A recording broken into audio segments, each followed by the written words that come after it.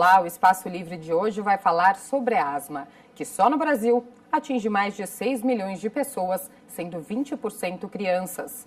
No mundo, são mais de 235 milhões que convivem com chiado no peito, tosse, falta de ar, entre outros sintomas da inflamação crônica nas vias aéreas. Para falar sobre o assunto, vamos conversar com o Dr. Mauro Gomes, diretor da Comissão de Infecções Respiratórias da Sociedade Paulista de Pneumologia e Tisiologia. Doutor, para começar, é interessante a gente saber, quais são os primeiros sinais de alerta da asma. A asma é uma doença crônica que costuma provocar muita falta de ar. Então, a pessoa que tem asma tem crises de falta de ar, essas crises têm tosse seca, tem chiado no peito, e ela costuma acontecer quando ela se expõe a alguma coisa irritante, como uma poeira, pó, mudança de temperatura, até mesmo os fatores emocionais podem levar a isso. Então, é uma doença que normalmente começa quando criança ou adolescente e pode se prolongar por toda a vida adulta. Então, existe algum caso, por exemplo, que a pessoa tem asma, mas ela tem uma asma leve e que essa asma ela não tem crise durante a infância, a adolescência e ela pode se desenvolver, se tornar crônica na vida adulta já? Sim, porque existem vários graus de asma. Existem os quadros mais leves, onde a pessoa pode quase não ter sintomas ou só um cansaço quando faz um esforço maior. Andar de bicicleta, subir uma escada, uma ladeira. Não chega a ter falta de ar. Não chega a ter aquela falta de ar, aquela crise. E existem os quadros mais graves, onde a pessoa tem crise repetida, pode inclusive acordar à noite por causa de falta de ar. Então pode haver essas diferenças e pode ser que uma pessoa tenha uma asma leve quando mais jovem e com o passar do tempo, por exposição a vários fatores, pode se tornar mais grave. O senhor falou que ela pode se tornar grave devido à exposição. Em grandes metrópoles como São Paulo, por exemplo, o tratamento da asma é atrapalhado, por exemplo, pela poluição? Existem pessoas que quando se mudam para São Paulo, a gente vê isso com alguma frequência. Muitas vezes mora no interior e não tem os sintomas. E quando vem para São Paulo, por conta do ar mais frio, seco ou da poluição, pode desencadear a crise. Agora é importante lembrar que o que importa muito na asma não é só a poluição ambiental, é a poluição de dentro de casa. Às vezes a pessoa muda para a praia para pegar um ar mais puro e achando que assim vai se proteger da asma, vai melhorar a asma, mas vai morar numa casa que tem umidade, que tem mofo, que tem bolor, que são coisas que vão agredir as vias aéreas e vão provocar crise. Então, tão importante quanto o meio externo, que isso a gente quase não consegue modificar no nosso dia a dia, mas se a gente cuidar do meio interno, dentro da casa, a melhora é bastante grande. Quais são os cuidados, então, que a população deve ter dentro de casa, Dentro de casa é importante manter os ambientes sempre arejados, evitar carpete, tapete, porque é onde se acumula o ácaro. E o ácaro é um carrapatinho que vive nesses ambientes e que é o principal desencadeador de crises alérgicas, especialmente de asma. Evitar passar vassoura, que sobe muita poeira, preferência para limpar com pano úmido, o chão, os móveis. Cigarro dentro de casa é uma coisa muito importante, porque as pessoas que têm asma e convivem com uma pessoa que fuma dentro de casa, essa fumaça vai agredir os brônquios, vai provocar crise. Muitas vezes o animal de estimação pode ser a causa de desencadeamento de crises de asma. Então existe uma série de fatores que só uma avaliação individual das pessoas, ou a própria pessoa que tem, sabe identificar o que é que ela está mexendo que pode provocar a crise. Por exemplo, bichinho de pelúcia, cortina e até cobertor também. Isso também, bichinho de pelúcia, cortina. Tem uma coisa importante que muita gente desconhece, que é travesseiro de pena. Travesseiro de pena de ganso é um elemento que provoca muitas reações alérgicas nas vias respiratórias. Então, quem tem asma pode ter crise, ele pode levar a uma doença chamada pneumonia por hipersensibilidade, que leva a uma destruição do pulmão, com uma fibrose pulmonar. Então, até por ser ecologicamente incorreto, também, do ponto de vista fisiológico ou de respiratório, a gente deve evitar esse tipo de travesseiro. Doutora, a asma é uma doença crônica, Atualmente, quais são os tratamentos disponíveis? Olha, a asma é interessante que existem dois tipos de tratamento. Existe o tratamento da crise, que faz com que a pessoa saia da emergência alivia a falta de ar daquela maneira aguda que ela está se apresentando. Esse é o tratamento da crise. E existe o tratamento de manutenção, onde a pessoa precisa usar a medicação diariamente para reduzir a inflamação que ela tem nos brônquios. Os brônquios são os canais que levam o ar, né, que a gente respira pelo nariz, ele desce pela traqueia e os brônquios levam o ar para dentro dos pulmões. Então, quando existe asma, eles ficam inflamados.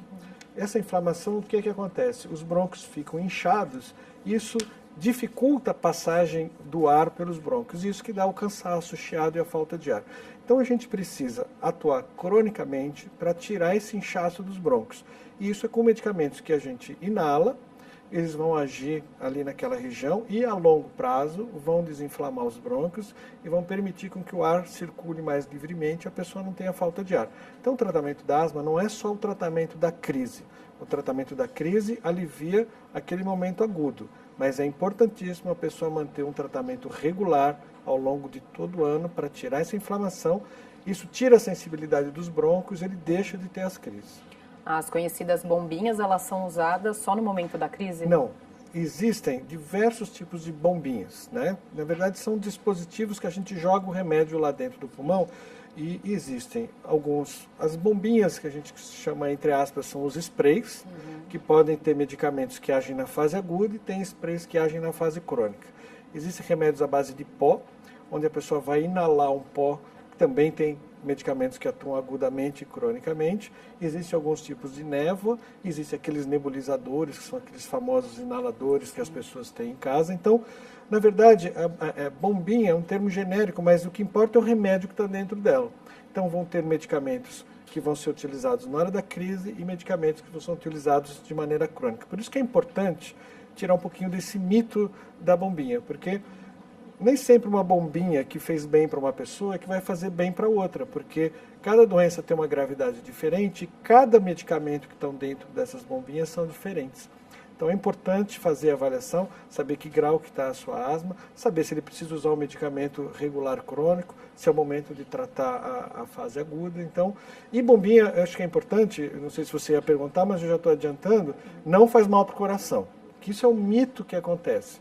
Os remédios de 60, 70 anos atrás realmente eram maléficos, prejudiciais ao coração. Mas os remédios de hoje foram muito modificados, são muito seguros, muito eficazes e não trazem prejuízos ao coração. Doutor, e o inverno, ele é um vilão para quem tem asma? É um vilão para quem tem asma não tratada. A pessoa que mantém o seu tratamento regular, cujos brônquios não estão inflamados, ela vai passar um inverno muito mais tranquilo, ou até mesmo sem crise nenhuma, do que a pessoa que está sem tratamento. Então agora, o inverno com o tempo mais frio, o ar está mais seco, está mais poluído, porque chove menos, a concentração de poluição é maior, principalmente na nossa cidade aqui de São Paulo. Então isso são fatores irritantes, em quem tem brônquio inflamado vai desencadear crise, vai ter as crises. E a alimentação também, ela pode influenciar? A alimentação, especificamente, é muito raro alguém ter uma alergia a algum alimento que pode provocar crise. O que acontece algumas vezes é que algumas pessoas têm refluxo, né? E o refluxo pode estar relacionado com a asma. Então, algumas pessoas precisam também tratar o refluxo, porque pode ser um fator desencadeante de crises de asma. Doutora, e a rinite, ela pode virar asma? A rinite, que é a inflamação do nariz, é a mesma inflamação alérgica que está acontecendo nos brônquios. Então, geralmente, quem tem asma, pelo menos 80% de quem tem asma tem rinite junto. E se não tratar a rinite junto, a rinite pode ser um fator que vai desencadear as crises de asma. Então, quem tem asma e rinite precisa tratar as duas coisas juntas. E quais são as complicações causadas pela doença? As complicações causadas pela asma são principalmente a perda da função pulmonar. Então, a pessoa que vai mantendo uma asma sem controle durante muito tempo, passa a vida sem tratar. Essa inflamação, ela vai como que enrijecendo esses brônquios, eles vão perdendo o seu calibre normal, o seu diâmetro natural, e ela vai ficando com uma limitação crônica da passagem do ar. Então ela fica com uma falta de ar persistente. Aí ela não vai adiantar usar as bombinhas, seja uma, seja outra, porque não vai ter mais reversibilidade. Então é importante na asma, quanto mais precoce se iniciar o tratamento, e esse tratamento de desinflamação dos brônquios para se evitar essa perda a longo prazo. E o que é importante, morre no Brasil, em média, 3 pessoas por dia por crise de asma. Isso significa que as pessoas não estão levando a sério a doença e não estão fazendo tratamento. É um índice alto, né? É um índice alto. Se a gente for ver 3 pessoas por dia, é um número que não é desprezível. Então, isso significa que as pessoas não estão dando a devida importância. Existem estudos, tem um estudo de um colega nosso da Universidade Federal de São Paulo, que demonstrou que 91% das pessoas no Brasil que têm asma não estão com a doença sob controle. Só 9% dos brasileiros que têm asma estão mantendo o controle da doença. Isso eleva exatamente o risco da pessoa morrer por uma crise. O que acontece é que o asmático, muitas vezes, ele não se enxerga como um doente crônico. Ele acha que é só aquela crise, tratei a crise, estou livre, não vai voltar nunca mais, ou ela vem depois de um tempo, ele trata novamente a crise, agora não tenho mais, quando na verdade essa sucessão de crises indica que a doença está se agravando. Então é importante manter o tratamento regular para se prevenir as crises, se previne a perda da função pulmonar e se previne, exatamente, se elimina o risco de morrer pela doença. Se a pessoa tratar, tem uma vida normal, está cheio de campeão olímpico aí que tem asma, faz o tratamento e ganha medalha de ouro. Quer dizer, a asma não é um fator limitante na vida das pessoas, ela pode fazer de tudo, desde que mantenha o tratamento regular. Pode praticar atividades esportivas, desde que tenha um tratamento contínuo, não pare nunca. Exatamente, né? Tem exemplos clássicos no Brasil, são até públicos, né? O Fernando Scherer, que é o Xuxa, ele é um asmático que se descobriu asmático, foi fazer a própria natação por conta disso, e olha aí o desempenho que ele teve. E tem vários outros, no ciclismo tem vários medalhistas, a Marta, jogadora de futebol também, sabendo que ela possui a doença, então existe a possibilidade de tratar e a pessoa inclusive competir em alto rendimento. E haja fôlego para Marta, hein? Porque para correr um campo inteiro, né? É verdade. Tá, é prova de que o tratamento contínuo, né? Tratamento regular correto, contínuo. A pessoa tem vida normal. Doutor, a gente vai para um rápido intervalo, né? E o Espaço Livre volta já já, trazendo mais respostas sobre a asma.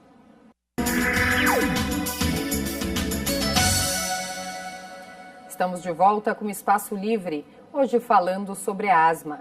Comigo, o doutor Mauro Gomes, diretor da Comissão de Infecções Respiratórias da Sociedade Paulista de Pneumologia e Tisiologia. Doutor, existe, na verdade, uma grande dúvida da população, que a população acaba se confundindo. A gente tem a asma, que o senhor está falando, e a bronquite, e a população acha que é tudo a mesma coisa, e não é. Isso é importante, porque parece até que existe um estigma sobre o nome asma, né? Quando se comenta com a mãe de alguém ou com alguém, não, você tem asma. Não, eu tenho uma bronquite, sempre tive bronquite desde a infância. Essa doença que se desenvolve desde a infância, de causa alérgica, que vem em crises, ela é asma desde criança até a fase adulta. Bronquite é uma outra doença, é um outro tipo de inflamação que dá nos brônquios, que geralmente vem depois dos 40 anos de idade, que é causado pelo cigarro. Essa é a bronquite crônica, que ela vem junto com o enfisema no pulmão. O enfisema é destruição das células do pulmão, eles ficam com bolhas e o pulmão perde a capacidade de captar oxigênio. Então, bronquite crônica com enfisema tem um nome que a gente dá que é DPOC. Algumas pessoas talvez já pudessem ter ouvido falar nesse nome, que é doença pulmonar obstrutiva crônica. Então, a bronquite crônica é uma doença ligada com o cigarro. Essa daí realmente é irreversível, progressiva, cada vez mais vai limitando as pessoas. Os tratamentos aliviam, mas ela não tem um retorno à normalidade como quem tem asma. Então, existem essas diferenças, é importante a pessoa saber exatamente o que ela tem. Que essas crises alérgicas de fechamento dos brônquios, isso daí se chama asma. E as pessoas, elas acabam tratando da forma errada também por confundir as doenças? Não digo que elas tratem de forma errada, né? Mas assim, o não valorizar a doença como crônica e a necessidade do tratamento regular faz com que a gente tenha as mortes por asma e essas perdas de função pulmonar ao longo do tempo. Então, é importante saber a natureza e a necessidade do tratamento crônico, porque apesar das doenças serem parecidas, os sintomas serem parecidos, os tratamentos são diferentes. A gente falou bastante dos esportistas. A boa forma física, ela é uma grande aliada, então, da asma? A atividade física para quem tem asma é importante, porque aumenta o condicionamento físico. O que acontece é que algumas pessoas não têm condição de fazer atividade física porque não estão com a asma tratada. Então é comum algumas vezes chegar as pessoas no consultório, seja uma mãe ou seja o próprio adolescente, querendo um atestado para não ir na aula de educação física porque ele tem asma. Quando na verdade ele precisa tratar asma e fazer atividade física, porque isso vai dar um condicionamento físico melhor, vai reduzir inclusive a intensidade das crises que ele vai ter, a frequência das crises que ele pode ter. Então é fundamental a atividade física, mas ela tem que estar controlada, sem cansaço, sem falta de ar, senão não vai aguentar fazer o exercício. E como que é uma crise na asma?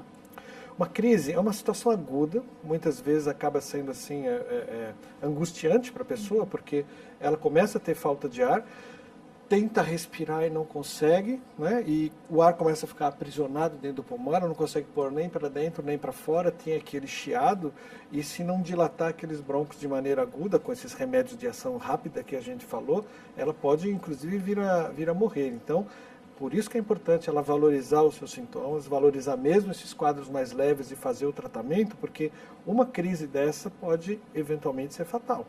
Depois de um certo tempo, quem tem asma consegue identificar, né, os gatilhos de uma crise? Sim, sim. Geralmente quem tem asma e percebe bem, ele consegue perceber esses gatilhos. É importante essa palavra gatilho porque é exatamente assim. Tem um clique que a pessoa sabe que ela entrou em contato com um determinado ambiente, ela começa a ter a tosse, começa a ter a falta de ar, o chiado. A gente chama com esse nome mesmo, gatilho. O contato, ela consegue perceber quais os ambientes que ela sabe onde ela pode passar mal. A gente já falou um pouco, mas o estresse, ele pode gerar ansiedade. A gente vive, né, num mundo que todo mundo está correndo. Isso pode gerar um gatilho para uma crise de asma? Tem os dois lados. É muito difícil alguém que está com falta de ar não ficar ansioso. Sim. A pessoa que está com falta de ar, com asma, que não está cuidando, está com falta, cansada, ela fica ansiosa, fica angustiada. Agora, existe o outro lado. A pessoa tem um estresse por algum motivo, tem um fato pontual que acontece, uma situação que desequilibra o emocional naquele instante, e isso pode ser um fator de desencadeamento de crise. Agora, é sempre importante lembrar, geralmente vai ter a crise quem não está tratando.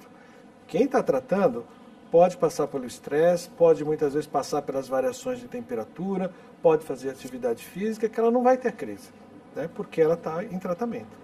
Portanto, as pessoas que não mantêm um acompanhamento médico regular, né, elas estão mais suscetíveis a essas complicações, às crises de asma. Exatamente. É como quem tem pressão alta. A pessoa que tem pressão alta, ela não está com pressão alta o tempo todo, mas ela precisa tomar o seu remédio todos os dias para manter a pressão controlada. Quem tem diabetes precisa tomar a sua insulina regularmente, porque senão o diabetes pode subir, o açúcar pode subir e ela tem as complicações. Então ela toma o remédio mesmo quando ela não está sentindo nada. As pessoas que tomam remédio para colesterol, elas não sentem nada com o colesterol alto, elas vão sentir eventualmente um infarto lá na frente se o colesterol ficar alto. Então ela toma o seu remédio para evitar o infarto. Quem tem asma precisa usar o seu remédio regularmente, exatamente para evitar a crise e fazer o seu tratamento mesmo quando não está sentindo nada. E a vitamina D, ela pode contribuir com esse tratamento? E essa é uma questão um pouquinho controversa, tá?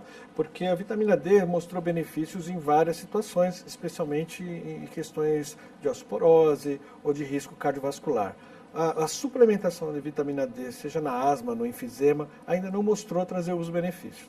E no caso da pessoa que tem insuficiência de vitamina D, pode agravar as crises de asma? Não, a insuficiência de vitamina D vai levar a outras complicações, principalmente relacionadas à osteoporose, mas com relação à asma, isso ainda não está diretamente relacionado. Existem fases, né, que a asma ela fica assintomática. Explica um pouco essas oscilações. A asma é uma doença que normalmente evolui com essas oscilações e com essas crises, né? Então, a pessoa que tem asma pode passar por períodos onde ela não sente nada. E, eventualmente, um gatilho, como nós falamos, vai desencadear a crise. Então, existem essas fases de poucos sintomas, especialmente quem tem asma leve. Quem tem cansaço quando sobe a escada, quem tem cansaço quando corre, quando faz uma atividade física mais intensa e tem o cansaço, essa pessoa pode ter uma asma leve que não está tratando e depois no seu dia a dia, sem os esforços, ela pode não ter nenhum sintoma. Então é importante ser avaliado, saber qual o grau. A gente trata a asma em alguns degraus. Existe o grau mais leve, em que a pessoa não precisa tomar esse remédio regularmente, só vai tratar essas crises pontuais, desde que isso seja muito espaçado. Agora, existem os graus onde se usa um medicamento contínuo, existem outros graus onde se associam remédios, até graus mais graves, onde a gente tem que usar medicamento injetável quinzenalmente ou mensalmente. Então, vai variar muito do grau de gravidade que a pessoa apresenta. São quantos graus? A gente tem 5, a gente chama steps, né? 5 degraus de tratamento. O grau 1 seria o mais leve. O mais leve, isso. Que a pessoa, muitas vezes, não precisa do remédio diário crônico, como os graus onde ela já tem mais sintomas. Existe a possibilidade da doença desaparecer com a idade? Olha, essa é uma questão também bastante controversa, que é difícil as pessoas entenderem, porque quem tem asma a vida inteira. Ela pode ter um grau leve, onde ela não vai se manifestar, e se ela não entrar em contato com gatilhos, vai passar a vida inteira sem ter crise. É muito comum a gente ouvir isso em consultório. Eu tive asma quando era criança, depois dos 15, 18 anos, nunca mais tive asma. E por algum motivo pega uma gripe e começa a chiar. Pega uma virada de tempo, tem uma gripe que é prolongada, leva 15, 20 dias para passar uma gripe, às vezes até 1 ou 2 meses, e entende que isso é normal, que a gripe é assim mesmo. Não é. Muito provavelmente os brônquios estão inflamados, como ela não tem uma asma grave, não se manifesta classicamente com aquela crise angustiante, mas essas gripes que se prolongam muito, e quem tem alergia, por exemplo, pode ser asma. E quem se identifica com sintomas, né, o que deve fazer? Primeiro, deve fazer uma avaliação e saber realmente se tem asma. Existe um exame que a gente faz, que é o exame de espirometria, algumas pessoas já devem ter feito, que podem estar assistindo, que é conhecido também como teste do sopro. Ela vai soprar num canudo, que vai estar ligado num computador, e nós vamos medir o fluxo de ar que está entrando e está saindo dos pulmões pelos brônquios. E com isso a gente consegue saber se os brônquios dela estão mais fechados ou estão mais abertos, havendo essa variação do ar que está entrando e saindo. Com isso a gente consegue determinar, olha, mesmo que você esteja com poucos sintomas, seus brônquios estão trabalhando 50%, 60% do normal, você precisa tratar, porque isso a longo prazo vai piorar. Então, esse é um teste que pode ser realizado, que é um exame importante para avaliar o diagnóstico e a sequência do tratamento, para ver se a pessoa está melhorando. Existem exames alérgicos que a gente faz no sangue, principalmente, para avaliar o que a pessoa é alérgica, né? Se é ácaro, poeira, pelos de animais, qual é o fator que pode estar envolvido com isso, né? Então esses são os principais exames, além de um raio-x do tórax, que a gente avalia também se tem alguma complicação devido à asma. Mas assim, o principal é identificar os sintomas, procurar um médico para que se faça essa avaliação e saiba que tem a doença. São exames rápidos de serem feitos, no Sistema Público de Saúde estão disponíveis, o tratamento é disponível no Sistema Único de Saúde. Então, esses remédios, mesmo esses mais, diria, não sofisticados, mas esses de tratamento crônico, que costumavam ser mais caros no passado, nós temos eles disponíveis, pelo menos em São Paulo, no Sistema Público de Saúde. Então, a pessoa com a receita, ela consegue os medicamentos também sem custo. Então, não é a falta do acesso ao remédio que vai impedir o tratamento. E, doutor, como eu falei na abertura do programa, 20%, né, são crianças. Como os pais podem perceber, né, os primeiros sinais da asma numa criança? O chiado, né, o cansaço que a pessoa pode estar apresentando, né, falta de ar. Então, são alguns sintomas que pode se identificar se a criança pode estar desencadeando asma. Quando a criança já é maior, que ela vai para a escola, se ela acompanha o mesmo ritmo das brincadeiras das outras crianças, se ela não fica sempre para trás nas corridas, no pega-pega, quando vai jogar futebol, põe ela de goleiro, entendeu? Não quer participar das aulas de educação Exatamente. Física, né? Foge. Então, é importante observar o rendimento nessas brincadeiras, nessas atividades, porque às vezes pode não ter a crise grave, mas se ela for alérgica, tem a rinite e está desempenhando menos que as outras crianças, ela pode estar com asma. No caso das crianças menores, você acredita que os pais acabam confundindo, né, o chiado no peito com um resfriado só? Pode ser que confunda. Agora, é importante saber que resfriado pega nariz e garganta. Se está pegando peito, está pegando brônquio. E o que pega brônquio é a asma que pode estar desenvolvendo ali. Doutora, a asma pode gerar complicações no caso de outras doenças, por exemplo? O que está muito ligado com os pulmões é o coração. Não que a asma diretamente vai levar a problemas cardíacos, é muito difícil, mas o enfisema e a bronquite levam.